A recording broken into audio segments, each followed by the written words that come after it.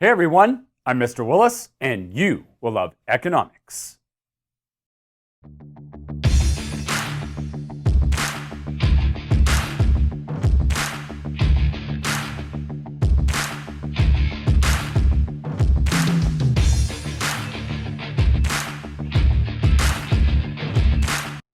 A monopoly is an imperfectly competitive market structure where one firm dominates the industry.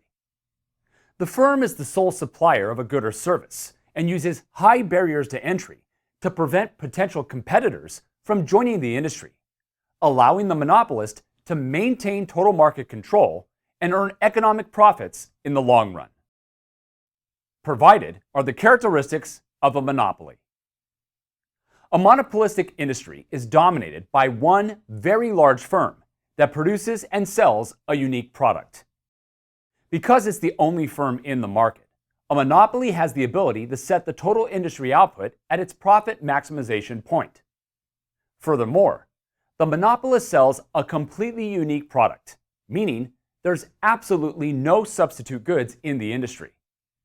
With no other firms to turn to, consumers must buy from the monopolist in order to meet their needs and wants. The lack of competition also means that the monopolist has price-making power in the industry. With only one firm to choose from, consumers must buy goods from the firm that dominates the market. As a result, the firm has the ability to sell its goods at the highest price that consumers are willing and able to pay, set entirely by market demand. A monopolist will utilize commercials, marketing strategies, and other forms of non-price competition to try to boost consumer demand for its products. Increasing demand for its goods means the firm can set a higher market price for its products, thus increasing its total revenue and boosting its economic profits. Usually, a firm will use non-price competition to distinguish its product from competing products on the basis of unique attributes. But as the sole supplier of goods in the industry, the monopolist has no substitute goods to compare its products to. So, instead, the monopolist will use non-price competition to promote the unique qualities of its product to enhance consumer tastes and preferences. This should boost market demand for the monopoly's goods and increase the highest price that consumers are willing and able to pay in the market, leading to greater total revenue and more economic profits for the firm. Monopolies are also completely inefficient in the long run. Because the monopolist doesn't experience the intense competition found in more competitive markets, the firm doesn't feel the same pressure to produce at productively efficient levels. In addition, monopolies set their output at their profit maximization point and charge consumers the highest price they are willing and able to pay in the market.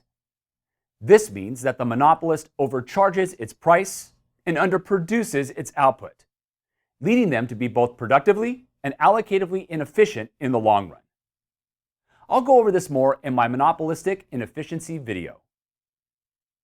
While imperfectly competitive industries have high barriers to entry, monopolies have the highest barriers of them all.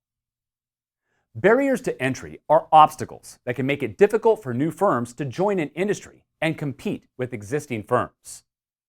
Monopolies use high barriers to entry to prevent new competitors from entering the market, which enables them to maintain their dominant control in the industry and earn economic profits in the long run. The four most common barriers to entry in monopolistic markets are geographic location, government protection, the common use of an existing firm's product, and economies of scale. Geography can create a monopoly when a firm's geographic location allows it to control access to important resources. For example, the De Beers Corporation controls a vast majority of diamond mines around the world. As a result, De Beers has exclusive access to the resources necessary to produce diamonds. This makes it extremely difficult for new firms to join the industry, giving De Beers monopoly power in the diamond market. Geographic location can also lead to control over market demand, as a firm can monopolize a market by being the only firm in the area. When there's only one gas station within 50 miles of a stretch of highway, that gas station monopolizes the local fuel market because it's the only supplier of gasoline in that geographic location. Government protection can create a monopoly when patents grant firms exclusive rights to manufacture a specific product. By law, only the firm that holds the patent can produce an economic good. For example, when Thomas Edison was granted a patent to produce the incandescent light bulb, it prevented any potential competitors from copying his design and producing light bulbs the same way he did. Instead, new firms had to come up with their own original idea and produce a substitute light bulb that could compete with Edison's. In the meantime, Edison produced his light bulb without having to compete with other firms, allowing Edison to dominate the industry as a monopoly. Common use can allow a firm to monopolize an industry too. If a firm's brand name or product has been in use for quite some time, it acquires a reputation as a superior or a reliable product. Once this reputation is established, it becomes difficult for new firms to enter the industry and compete with dominant firms because consumers will be unlikely to deviate from the brands that they've grown to trust over time. Sometimes, the company's name becomes so reliable and well known that it replaces the name of the product itself. Take Kleenex, for instance. Kleenex is a firm that produces various paper products and toiletries. Kleenex is so commonly purchased and is used in so many households that it has become synonymous with facial tissue. In fact, when people ask for a tissue, many people simply ask you to pass them a Kleenex. Over time, consumers have come to trust Kleenex and are unlikely to deviate to try something new. As a result, Kleenex has grown to monopolize the facial tissue industry. Economies of scale can create a monopoly when reduced production costs and scaled output lead to healthy economic profits for a dominant firm. Monopolists are usually larger in size, meaning they've accumulated capital and expanded their plant capacities. As such, they're experiencing economies of scale and reduced costs through mass production techniques. New firms that join the market will find it difficult to compete from the get-go because their plant capacities will be smaller and their costs will be much higher. When they can no longer compete with the dominant firm, they go out of business and leave the market, creating a natural monopoly in the industry.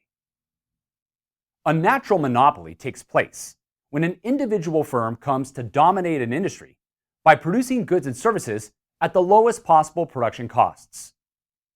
Other firms cannot compete with these low costs, driving them out of business and leaving the dominant firm to monopolize the industry. Natural monopolies are actually beneficial to society because they promote productive efficiency. By producing goods at the lowest cost, they waste the fewest resources and drive less efficient firms out of the industry. In addition, low costs will lead the firm to set lower market price, which increases accessibility to its goods because its products are more affordable for consumers. A great example of a natural monopoly would be the Carnegie Steel Company. By using the Bessemer steel process to mass produce steel, Andrew Carnegie was able to significantly reduce his production costs and dramatically boost the quantity of output produced in his factories. When his competitors could no longer compete with his costs and his output, Carnegie bought them out, and Carnegie Steel became a natural monopoly that dominated the steel industry. Don't get me wrong, a natural monopoly is still productively inefficient. The firm may dominate the industry because it can produce goods at a lower total cost than its competitors, but it still produces its output at a total cost per unit that is higher than its lowest possible average total cost because it doesn't face the intense competition of more competitive markets. Despite its productive inefficiency, the industry's high barriers to entry will prevent potential competitors from joining the industry, allowing the monopolist to maintain total market control and earn economic profits in the long run. And that's monopolies. Be sure to subscribe to the channel by hitting the red button below so you can receive alerts about new videos when they become available.